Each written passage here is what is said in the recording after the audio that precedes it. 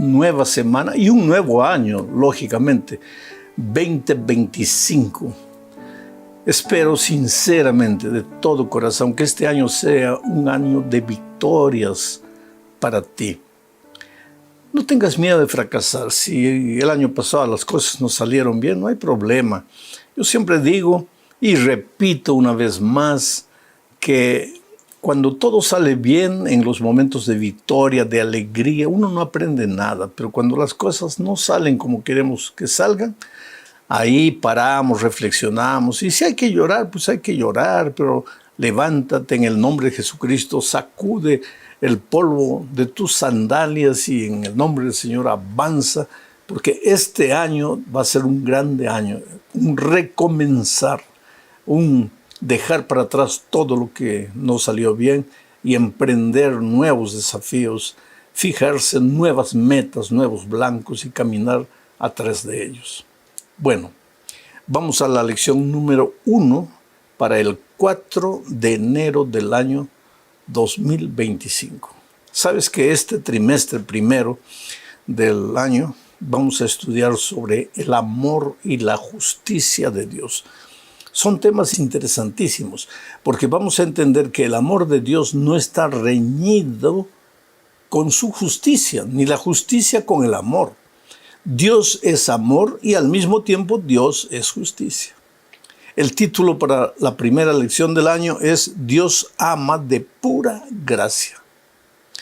Y el propósito de esta lección es mostrar que el amor de Dios por el ser humano es infinito, es inmensurable, no acaba nunca. Pero que ese amor no le sirve al hombre de nada si el ser humano no se apodera, no se apropia del amor de Dios. Entonces vamos a la primera parte de este estudio bajo el título de Más allá de las expectativas razonables. ¿Por qué dice más allá de las expectativas razonables? Porque la razón no puede entender el amor de Dios. Entender el amor de Dios sería entender a Dios, pero Dios es infinito, Dios es incomprensible para la mente humana. No porque quiera ser un Dios misterioso, porque no quiera ser entendido, simplemente por la naturaleza divina y la naturaleza humana. Nuestra cabecita, humanamente hablando, es como un vaso. Y Dios es como todo el agua del mar. Dime una cosa, ¿cómo puedes hacer caber todo el agua del mar en un vaso? Entonces, ¿cómo podrías tú con tu mente humana entender la grandiosidad de Dios? Es imposible. Y si Dios es amor, tampoco puedes entender el amor de Dios. Por eso es que el amor de Dios está más allá de cualquier expectativa razonable. Dios no nos ama porque merezcamos. Nadie merece el amor de Dios. Dios nos ama simplemente porque nos ama. Eso está más allá de la comprensión humana. Vamos a leer Éxodo capítulo 33, versículo 19. Mira lo que dice. Y le respondió. ¿Quién le respondió? Dios a Moisés. Le dijo, yo haré pasar todo mi bien delante de tu rostro y proclamaré el nombre de Jehová delante de ti. Y tendré misericordia del que tendré misericordia. Y seré clemente para con el que seré clemente. Este incidente entre Dios y Moisés sucedió después del fracaso catastrófico de Israel, cuando Moisés subió al monte Sinaí para recibir las tablas de piedra de la santa ley de Dios.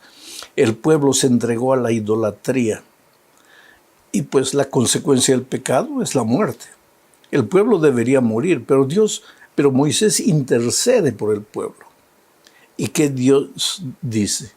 Yo perdonaré a mi pueblo. Yo tendré misericordia de quien tenga misericordia. Y yo seré clemente con quien yo sea clemente. En otras palabras, Dios no estaba derramando su amor sobre el pueblo de Israel porque el pueblo hubiese hecho algo que agradase a Dios. Al contrario, había caído en la miserable idolatría se había colocado con los planes divinos, se había rebelado contra Dios, había desconfiado de Dios, se había entregado a ídolos de esta tierra, y sin embargo Dios los continuaba amando. Es por eso que dijimos que el amor de Dios no es por merecimiento.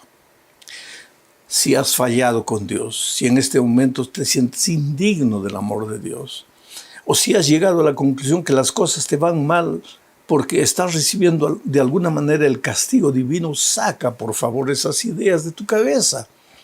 Porque Dios te ama y no te ama porque merezcas su amor, te ama simplemente porque te ama, porque su naturaleza es el amor y porque Él te creó un día, Él permitió que vinieras al mundo. Tú eres su hijo amado. Entonces, por favor, déjate amar, porque todo el amor de Dios no te sirve para nada si tú no aproveches el amor de Dios. El amor de Dios, vamos a la segunda parte, es un amor no correspondido. Dios no nos ama porque nosotros le amemos, sino a pesar de nuestra rebeldía, de nuestra desobediencia. Un ejemplo de esto es la historia de Oseas, que el autor de la lección de la escuela la sabática menciona. El caso de Oseas es interesante porque Dios le pidió a Oseas que se casase con una mujer impura, con una mujer de la calle, con una mujer que no era digna. Oseas no entendía, pero obedeció la orden de Dios y fue y se casó con la mujer. Y la redimió. Le dio su nombre. Pero un poco después del matrimonio, ella le fue infiel y volvió a la casa embarazada, esperando el hijo de otro. Y Dios le dijo al profeta Oseas que recibiera a su esposa. Y eso sucedió una vez y otra vez y otra vez, hasta que Oseas no entendía qué es lo que Dios quería. Dios quería que el profeta entendiera en qué consiste el amor de Dios. Dios no ama al bueno solamente, Dios ama a todos sus hijos, inclusive a los rebeldes y a los desobedientes. Y ahora mira lo que dice Oseas capítulo 14, versículos 1, 4 y 5. Voy a leer. Vuelve, oh Israel, a Jehová tu Dios. ¿Por qué dice vuelve? Porque el pecador se ha ido, el pecador se ha apropiado de la vida que es de Dios y se ha ido y se ha marchado. ¿Y qué es lo que ha sucedido al alejarse de Dios? Sigo leyendo el texto. Vuelve, oh Israel, a Jehová tu Dios, porque por tu pecado has caído. Por tu pecado, o sea, por haberte alejado de Dios, has caído. El resultado del alejamiento de Dios es que caes. Y cuando caes te hieres, sangras, y muchas veces te sientes incapaz de levantarte, te sientes derrotado, te sientes acabado, te sientes perdido. Sigo leyendo lo que dice Oseas. Vuelve, oh Israel, a Jehová tu Dios, porque por tu pecado has caído. Yo sanaré tu rebelión, porque el pecado es rebelión. Los amaré de pura gracia, porque mi ira se apartó de ellos. Esta expresión es interesantísima. Los amaré de pura gracia. La palabra gracia da origen a la palabra gratis. Cuando te dan algo gratis, tú no pagas. Tú no tienes que pagar el amor de Dios, porque el amor de Dios no es por merecimiento, es de pura gracia. Dios te ama porque te ama. No te atrevas jamás a dudar del amor de Dios. Tampoco, cuando pienses en el amor de Dios, comiences a pensar en tu vida, en tu conducta, en tu comportamiento, para ver si mereces el amor de Dios, porque vuelvo a repetir por la cuarta vez, nadie recibe el amor de Dios por merecimiento. Y el versículo 5 dice lo siguiente, voy a seguir leyendo. Yo seré a Israel como rocío, él florecerá como lirio, y extenderá sus raíces como el Líbano. Esto es más impresionante porque cuando Dios escribió, cuando esto se escribió describiendo el territorio del desierto. Y Dios dice que Él es el rocío que cae. Y entonces el pueblo de Dios, cuando recibe el rocío del amor de Dios, florece como lirio y extenderá sus raíces como el Líbano. Oh querido, al empezar este nuevo año, recibe el amor de Dios como el rocío que cae en el desierto seco. Y por favor, en el nombre de Jesucristo, florece para una vida nueva y echa raíces profundas. Por eso, este año tiene que ser el grande año de tu vida. Vamos ahora a la tercera parte. Amor gratuito, amor de gracia, pura gracia. En esta parte vamos a ver que Dios no creó a la humanidad porque Él necesitase gente para que lo amara. Dios creó al ser humano simplemente por su voluntad, por compartir su amor, nada más. Leo lo que dice Hechos 17, 24 y 25. El Dios que hizo el mundo y todas las cosas que en él hay, siendo Señor del cielo y de la tierra, no habita en templos hechos por manos humanas, ni es honrado por manos de hombres, como si necesitase de algo, pues Él es quien da a todos vida y aliento y todas las cosas. Interesante. Dios no creó al ser humano porque necesitara pues de seres humanos que lo adoren y que lo amen. Eso sería egoísmo. Fabricar súbditos que lo aclamen como rey. No, eso va contra la naturaleza del amor de Dios. Pero es que su naturaleza de amor lo llevó a compartir su vida. Él te entregó la vida para que la administrases. Él te entregó la vida para que fueses feliz. Y no solo te entregó la vida, sino que te entregó el manual de la vida, las instrucciones, para que te cases y seas feliz, para que tengas hijos y que tus hijos crezcan como las palmeras a la orilla del río, para que todo lo que tu mano prospere, toque prospere, para que tu trabajo te rindiese. Dios te creó para ser feliz, porque te amaba, no porque necesitaba súbditos para que lo adorasen.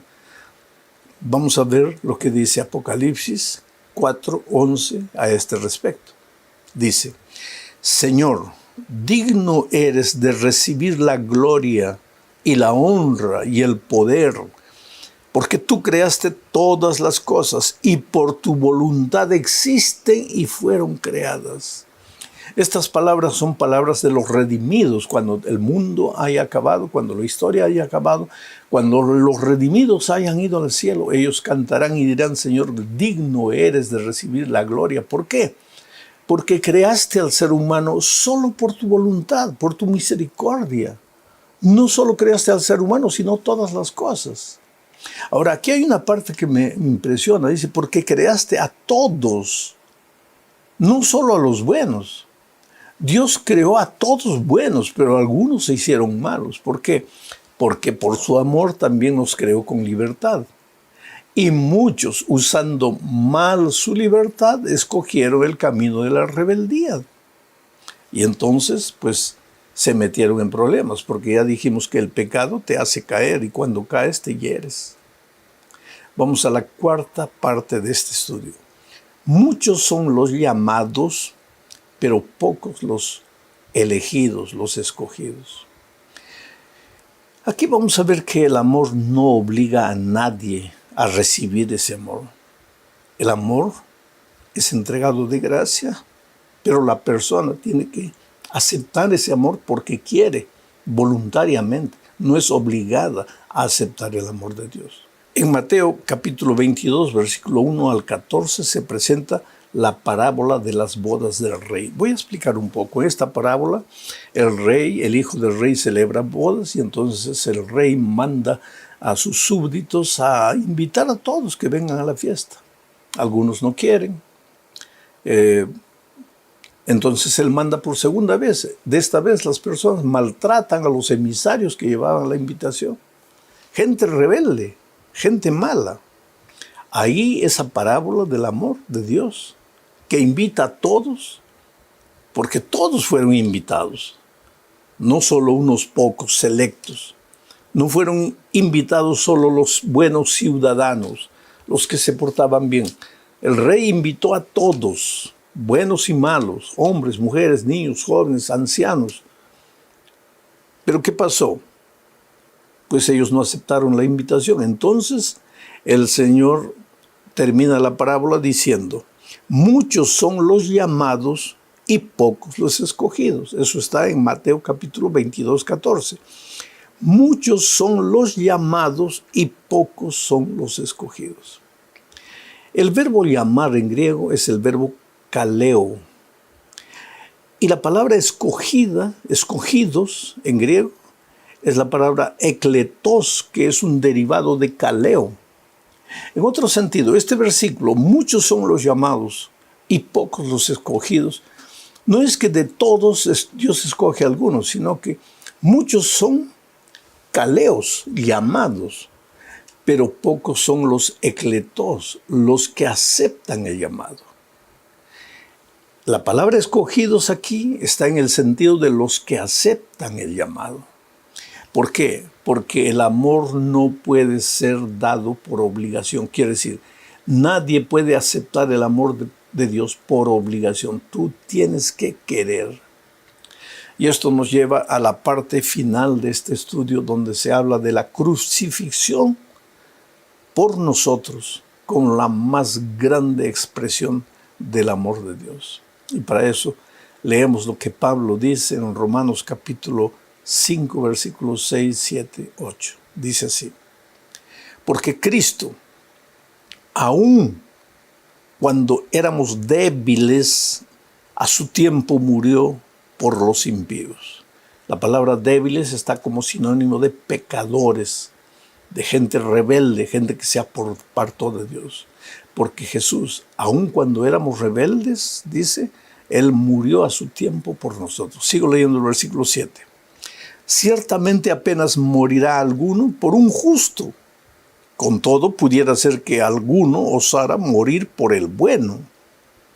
Pero Dios muestra su amor para con nosotros en que, siendo aún pecadores, Cristo murió por nosotros. Oh querido, vuelvo a repetir, si el amor fuese por merecimiento, pues nadie se salvaba. Porque el propio Pablo dice, por cuanto todos pecaron, están destituidos de la gloria de Dios. Destituidos de la gloria de Dios, quiere decir, destituidos de la presencia gloriosa de Dios. Quiere decir, destituidos del amor de Dios. No en el sentido de que Dios les quitó su amor, sino en el sentido de que ellos se apartaron rechazando el amor de Dios.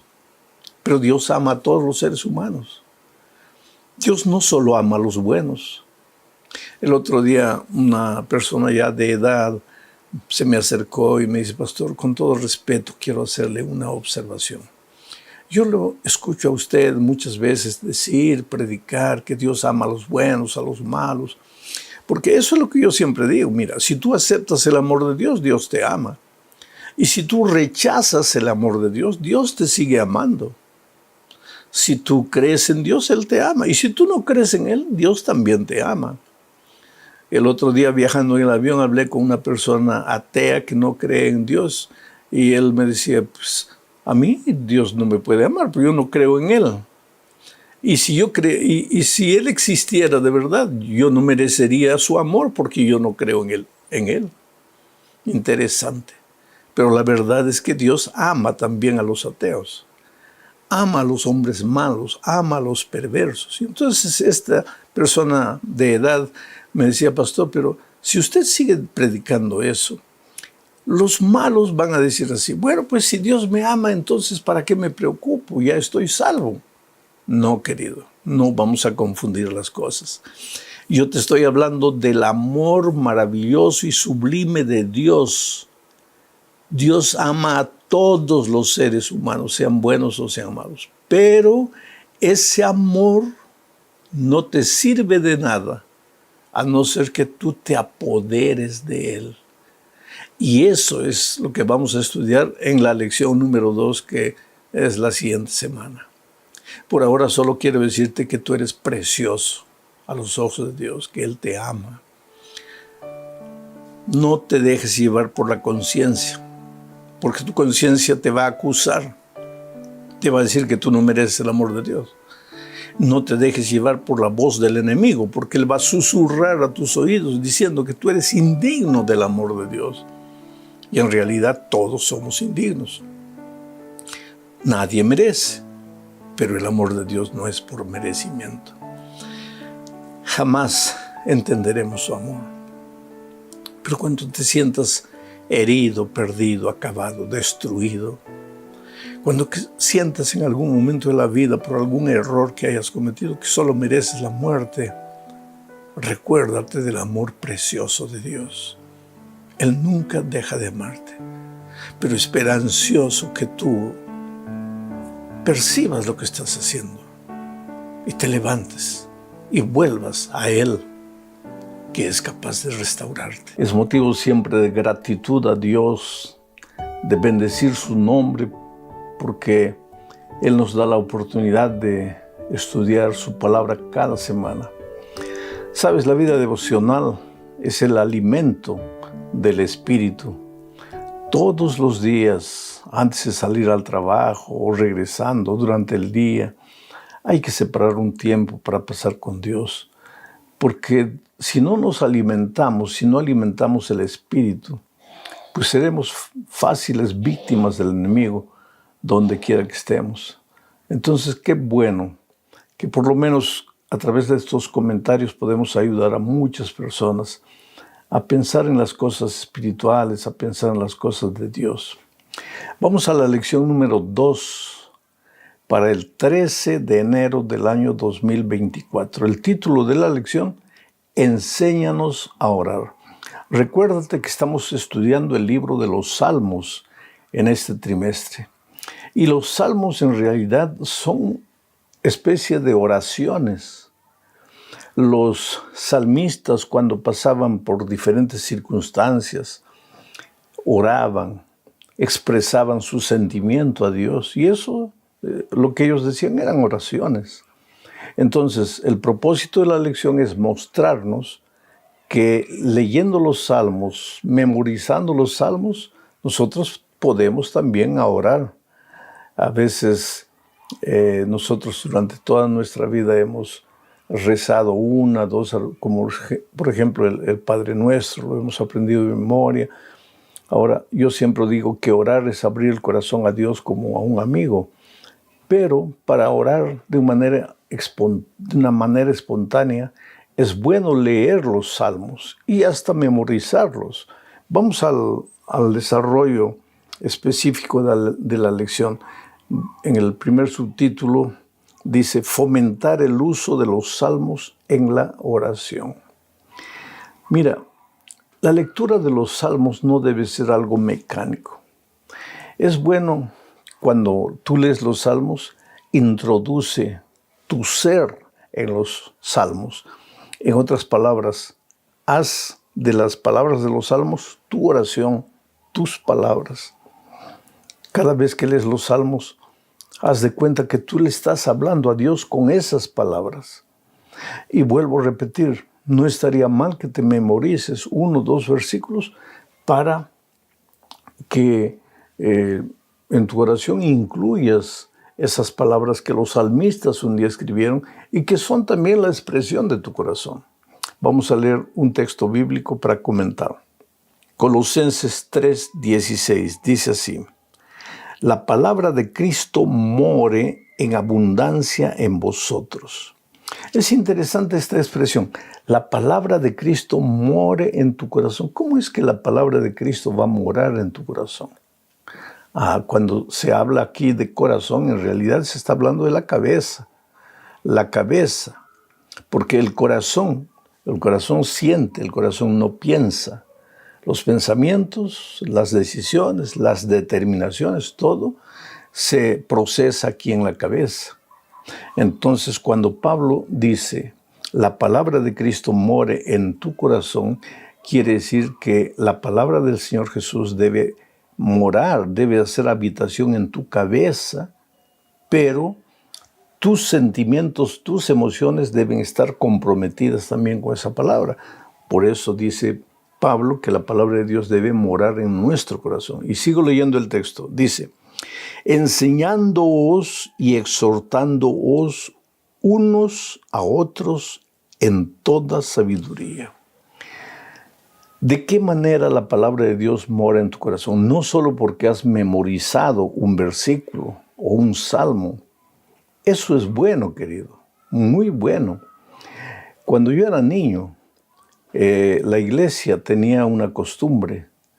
Existía lo que llamamos la devoción matutina, que no era solo un devocional para leer ahí cada día, sino que los adultos nos pedían a los más jovencitos, a los niños, a memorizar los versículos de la Biblia.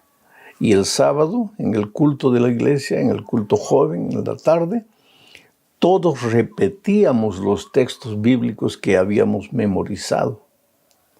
Por eso yo siempre digo que la gran mayoría de los versículos que yo sé de memoria, no los he aprendido ni los he memorizado en la facultad de teología, estudiando para prepararme para ser pastor.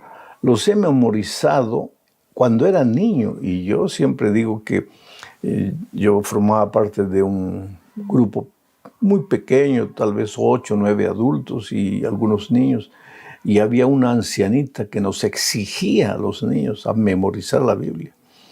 Y a veces cuando un niño no cumplía con el deber de memorizar la Biblia, le pasaba ortiga en los labios.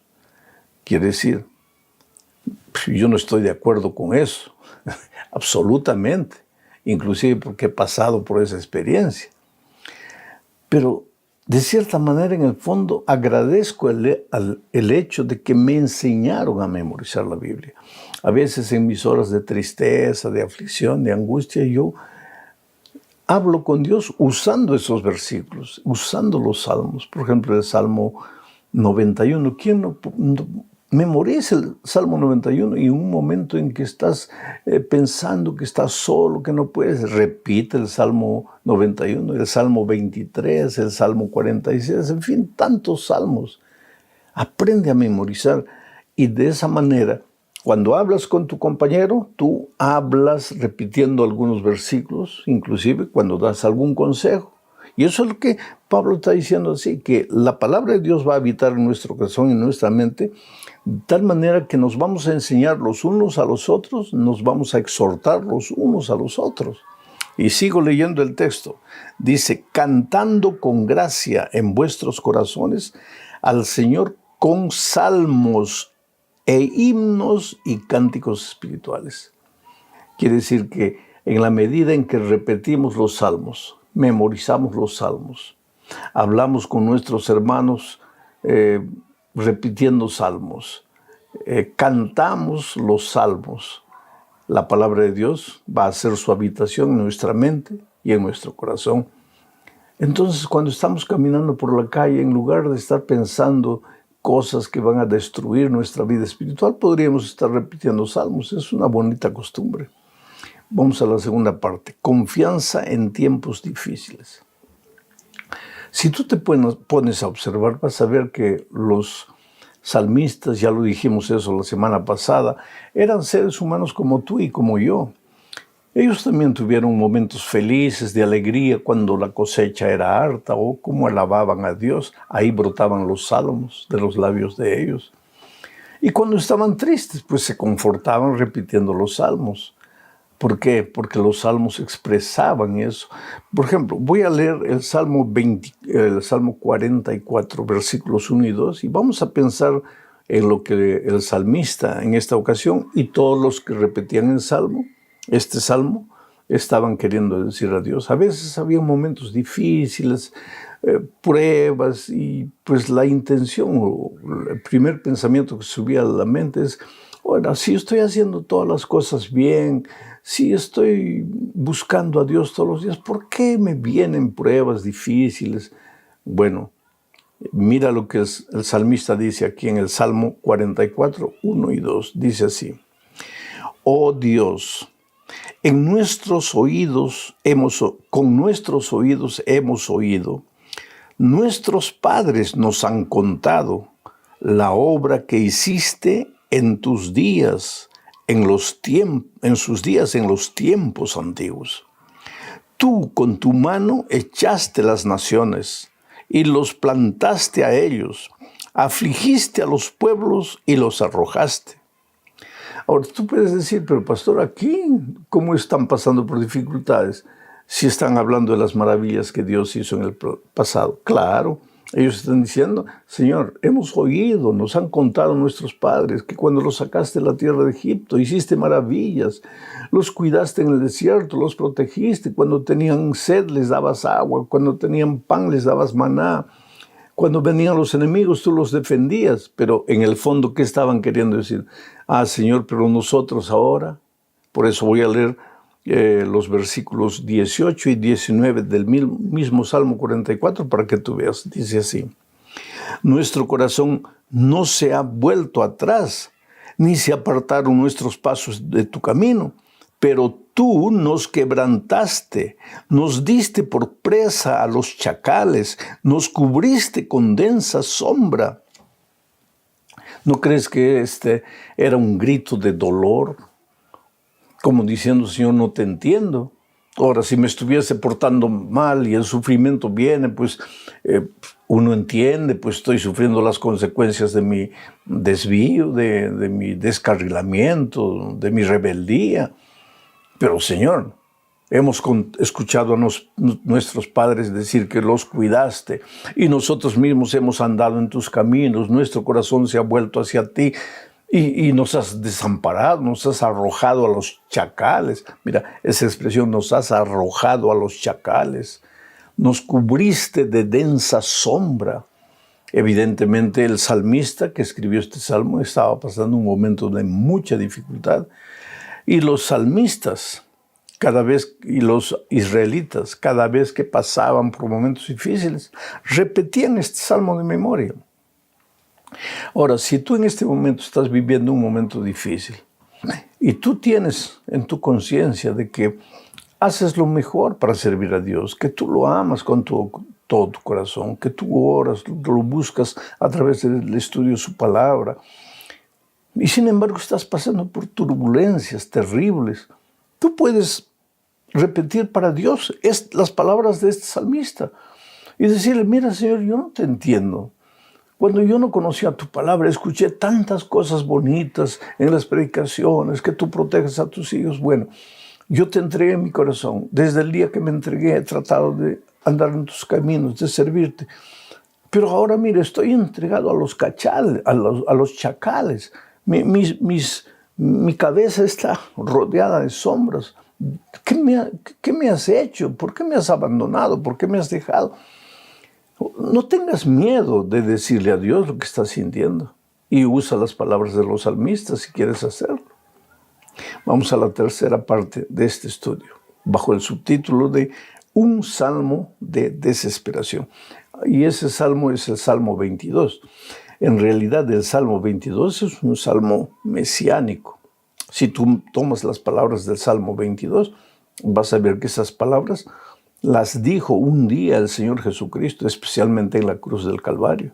Voy a leer el versículo 1 del Salmo 22. Dios mío, ¿por qué me has desamparado? ¿Por qué estás lejos de mi salvación y de mi clamor? ¿Por qué estás lejos de mi salvación y de mi clamor? Mira, qué terrible grito. Este grito lo dio el Señor Jesucristo en la cruz del Calvario. Era un grito que estaba profetizado, porque en el Salmo 22, que fue escrito siglos antes de la muerte de Jesucristo en el Calvario, se estaba diciendo que el príncipe del Señor un día diría eso. Y otra cosa, cuando el salmista escribió el Salmo 22, sin duda ninguna también estaba pasando por un momento difícil. Y el Señor Jesucristo, como ser humano, llegó al punto de decir: Dios mío, ¿por qué me has desamparado? El Padre nunca lo desamparó. Solo que en la cruz del Calvario, el Señor Jesucristo cargaba el pecado de toda la humanidad, de todos los tiempos, todos los pecados. El Señor Jesucristo murió por todos los pecados de todos los hombres de todos los tiempos. Y el pecado era como una sombra negra que impedía al Señor Jesucristo de ver que su Padre estaba a su lado. Y es por eso que él decía, Dios mío, ¿por qué me has desamparado? Y muchas veces tú y yo también estamos pasando por dificultades tan duras, momentos tan dolorosos. Por ejemplo, cuando tu hijito pequeñito, indefenso, está muriendo en un hospital, el dolor de un padre es terrible. Y puedes imaginar el dolor del padre cuando veía a su hijo agonizando en la cruz y diciendo, Dios mío, ¿por qué me has abandonado? Entonces, nosotros como seres humanos también hay momentos en que nos sentimos solos. Claro que conocemos a Dios, claro que conocemos su palabra, claro que tenemos confianza, pero el dolor es tan duro, tan grande, que llegamos al punto de desconfiar del amor de Dios. El otro día yo encontré una persona que dice que cuando su hijo murió, él maldijo a Dios. Y durante años él vivió atormentado pensando que porque había maldecido a Dios, había cometido el pecado contra el Espíritu Santo. Oh, querido, yo creo que nadie debería maldecir a Dios, pero somos seres humanos y muchas veces en el momento del dolor, de la angustia, que una persona que no está viviendo el dolor del otro no puede entender. Entonces, por favor, cuidado con juzgar al otro. Pero esa persona se arrepintió después. ¿Hay perdón? Claro que hay perdón. El Señor Jesucristo te entiende. ¿Por qué? Porque Él también en el momento del dolor no veía a su Padre por ningún lado, aunque su Padre nunca lo había abandonado. Entonces, si en este momento tú estás pasando por un momento difícil, confía en Dios. Ahora, ¿cómo se puede vencer el dolor? En el Salmo 22, yo acabo de leer el versículo 1 que dice, Dios mío, ¿por qué me has abandonado? Pero en el versículo 22, mira lo que dice. Anunciaré tu nombre a mis hermanos, en medio de la congregación te alabaré. Quiere decir que aún en medio del dolor, tú puedes continuar hablando del amor de Dios. ¿Pero cómo? Si yo no siento que Dios está conmigo, ¿cómo voy a hablar? Habla, canta himnos, canta salmos, agradece a Dios por el dolor, aunque no sientas ganas de hacerlo. Alaba el nombre de Dios, porque esa es la receta para que el dolor vaya desapareciendo de tu corazón. Porque tu corazón está lleno de dolor, pero cuando tú das lugar en tu corazón a la alabanza, mientras la alabanza entra, el dolor sale, el dolor se escapa. Aprende a alabar a Dios, aprende a hablar a los otros del amor de Dios, aunque tú estés viviendo un momento muy difícil. Esa es una buena receta. Vamos a la cuarta parte, hablando de la desesperación que podemos estar pasando y cómo podemos llegar con el amor de Jesucristo a la esperanza. Mira, te digo una cosa, la repetición constante de tu confianza en Dios finalmente ahuyenta la aflicción. La repetición constante de tu confianza en Dios finalmente ahuyenta la aflicción. Entonces, cuando venga el dolor y la aflicción, di, Señor, yo confío en ti. No entiendo lo que pasa, pero yo confío en ti. Estoy sufriendo terriblemente, pero yo confío en ti, porque la repetición constante de tu confianza en Dios ahuyenta finalmente la aflicción. Vamos a leer el Salmo 13, versículos 1 al 6, y voy a ir comentando cada versículo para que tú entiendas cómo la repetición constante de tu confianza en Dios ahuyenta finalmente la aflicción. Leamos. ¿Hasta cuándo, Jehová? ¿Me olvidarás para siempre? Ahí está el dolor, ¿no? ¿Hasta cuándo, Jehová? ¿Me olvidarás para siempre? ¿Hasta cuándo esconderás tu rostro de mí? Mira, la segunda vez que él pregunta, ¿hasta cuándo, Señor? Ahora, el versículo 2, la tercera vez, ¿hasta cuándo pondré consejos en mi alma con tristeza en mi corazón cada día? Y nuevamente se repite por cuarta vez la pregunta, ¿hasta cuándo será enaltecido mi enemigo sobre mí?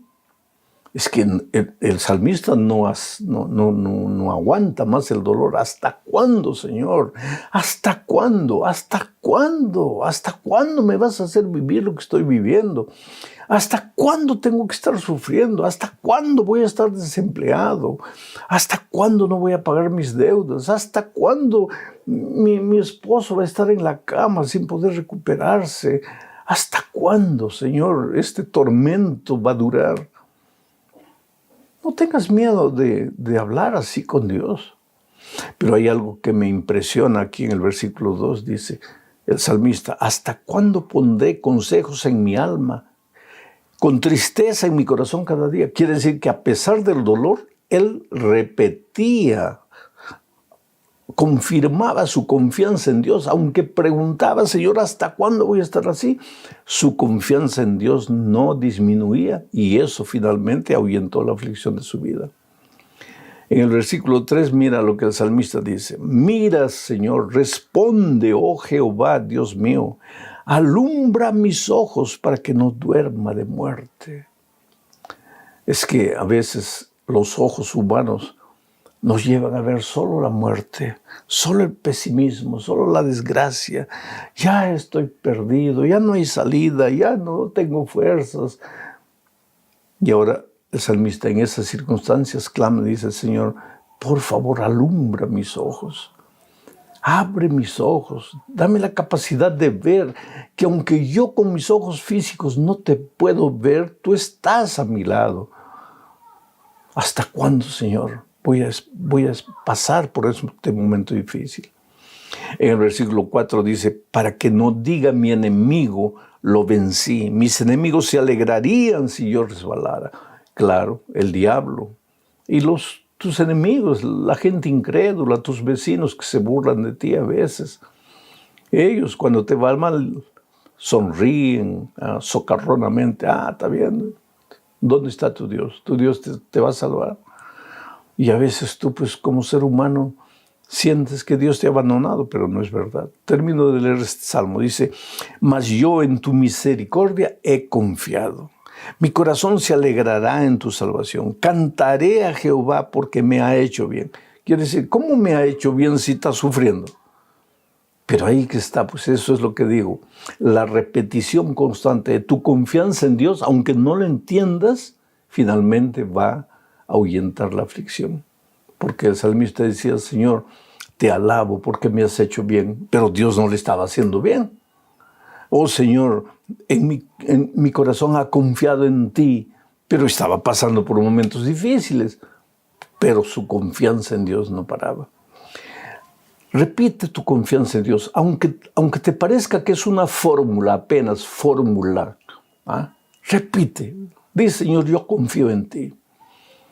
Mírate al espejo y repítete a ti mismo: tú no tienes motivo para creer, pero tienes que confiar en Dios. Repítete a ti mismo y tú vas a ver cómo la repetición de tu confianza en Dios va a ahuyentar el dolor y la aflicción. Terminamos este estudio hablando de la restauración. Dios es un Dios de restauración. ¿Qué es la restauración? Un edificio está hecho pedazos, caído, cayendo viejo, todo destruido. Vienen los restauradores, lo hacen de nuevo. Oh querido, el enemigo te puede golpear de un lado, de otro lado, pero Dios te va a restaurar. Eso es lo que dice Salmo 61 al 5. Dice: oh Dios, tú nos has desechado, nos quebrantaste, te has airado, vuélvete a nosotros, por favor. Hiciste temblar la tierra, la has hendido, sana, por favor, sus roturas, porque titubea. Has hecho ver a tu pueblo cosas duras, Señor. Nos hiciste beber vino de aturdimiento. Has dado a los que te temen bandera que alcen por causa de la verdad, para que se libren tus amados. Salva con tu diestra y óyeme. Tú te das cuenta, como en medio del dolor, el salmista dice: Señor, que no se rían mis enemigos. Señor, acepto el dolor que ha llegado a mi vida. Señor, la tierra está quebrada, pero Señor, yo estoy clamando a ti. Mi confianza está depositada en mí. Y si tú lees la vida del salmista, la vida posterior, vas a ver que ese Dios maravilloso que permitió que su hijo pasase por el valle del dolor, finalmente llega y lo restaura, lo va reconstruyendo poco a poco. En esta vida muchas veces, querido, el dolor nos va como que destruir, pero Dios es el restaurador. Esto que te estoy diciendo no es solamente palabra bonita, no es porque está escrito en la lección, no. ¿Tú crees que a mí toda mi vida las cosas me han salido como yo quería? ¿Cuántas veces he derramado lágrimas? Yo tengo hijos, he tenido dificultades con mis hijos. Soy un ser humano como cualquiera. Ha habido momentos en que yo no veía luz, pero la mano de Dios nunca me abandonó. Y por eso esto que te estoy diciendo no es palabra de predicador, es lo que Dios ha hecho en mi vida. Tú sabes que yo estuve a la orilla de la muerte. Entonces yo sé lo que te estoy diciendo. Dios me ha restaurado. Deposita tu confianza en Dios, querido. Este dolor que estás pasando va a pasar. Tal vez estás triste. Qué manera triste de empezar el año, ¿no es cierto? Con alguien enfermo en tu casa, sin dinero, sin empleo, sin perspectivas futuras. No desanimes, querido. Dios es tu restaurador. Este año, tú vas a ver cuando llegue diciembre, las cosas serán completamente diferentes. Un abrazo.